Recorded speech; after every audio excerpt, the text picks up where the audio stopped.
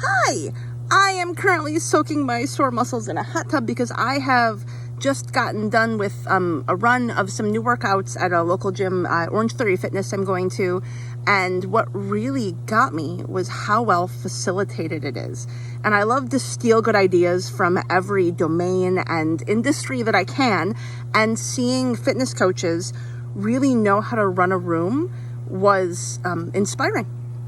So I wanted to share with you some things that I saw that I think facilitators, whether you be a Scrum Master or a coach or a manager or as anyone who's just like running a room, things that you can look out for and steal ideas from. So some things that really worked.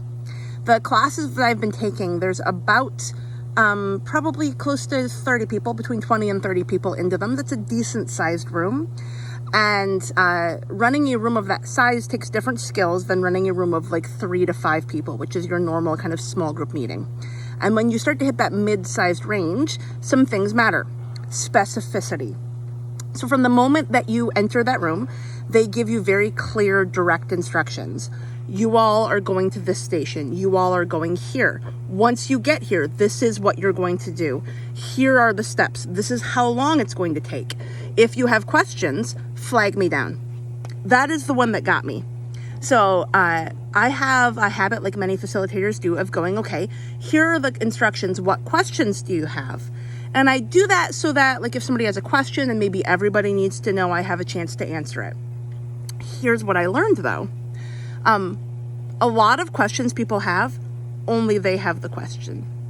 And sometimes people have a question and they like to ask it because they already know the answer and maybe they think other people don't. So they're trying to lead the room a little bit. And those questions just waste time that you could be spending trying. And sometimes your questions are quickly answered once you start to try the thing.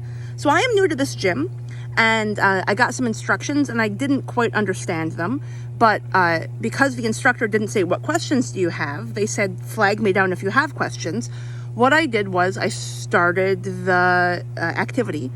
And once I started it, I looked up at the monitor and I could see the video and it clicked and it made sense. And I did not have the question anymore. So I didn't end up delaying the room. Instead, I got a chance to try it on my own. Later on, I tried it out and I did have a question and I could flag him down. And once he noticed that I had a question that might be common, he got on his microphone and announced the answer to the room. Hey, everyone, here's what we've just learned.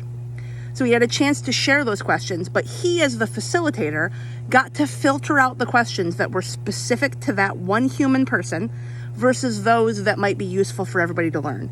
So when timing matters and pacing matters, rather than turning over the floor to everyone, he had a chance to just answer questions one by one. And I'm going to steal that idea. So rather than saying, what questions do you have? I'm going to send people to the walls and encourage them to flag me down with questions rather than turn it over. Once again, I'm going to harp on this again, specificity. Everything we did had clear, specific directions that he articulated once, demonstrated once, articulated a third time, and then turned us off to do it. There were also visual reminders for the things that were more complicated. So when you were on the treadmill, it's not terribly complicated. You're running or walking at a certain pace, he'll tell you how long you'll be there and remind you.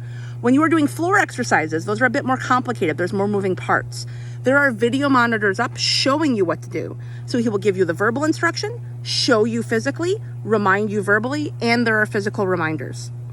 For anything that is complex when you're facilitating, you need all of those, because I needed all of those. So you need the first verbal reminder just to get your brain tuned into what you might be doing, the physical demonstration so that you can cement that and start to make sense of where that's going to happen in time and space, the third reminder, that second verbal reminder, so that you can confirm your understanding, and then the visual reminder, because our brains are mush.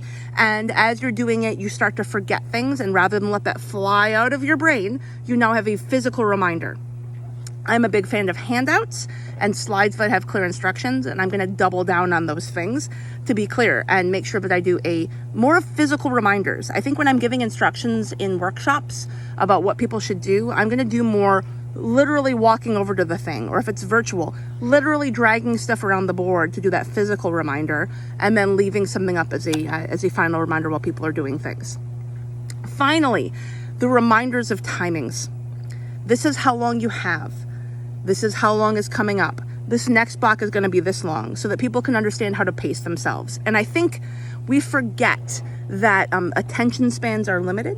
Energy and social energy is limited, and that people are still, especially those of us that work from home, are still learning how to build up their social energy for when they're in social situations. So giving people a plan that's ahead of them. So we are going to be doing this for another 1 minute. After that 1 minute, we're going to do a 2-minute review and then a 5-minute break. Getting that in people's heads to give them that plan that's ahead of them really helps reduce anxiety, as well as understand where they need to pace themselves and their energy levels. So I will harp once again on specificity. And this comes up a lot in our facilitation, that what makes sense to your brain will not make sense to people when they are in a workshop or a meeting or a class for hours at a time. They are not familiar with the material. Maybe they've never been facilitated before. It's a big deal. The more specific, the better. It should make sense to your kids, to your spouse, to your parents, to people on the street when you explain the instructions, so much so that it's very clear what people need to do. And I test stuff with my family all the time, and I was really impressed with the specificity of the instructions at this gym. And as a newbie to these kinds of workouts, it was a delight to know what I'm supposed to do. So I'm going to keep soaking my muscles. I would love to know what facilitation tips and tricks you've stolen from other domains. So things you've seen, whether it be baking and recipes, or maybe things that you've seen in sporting events or television, or what other domains have you found facilitation instructions or techniques that you'd love to steal from?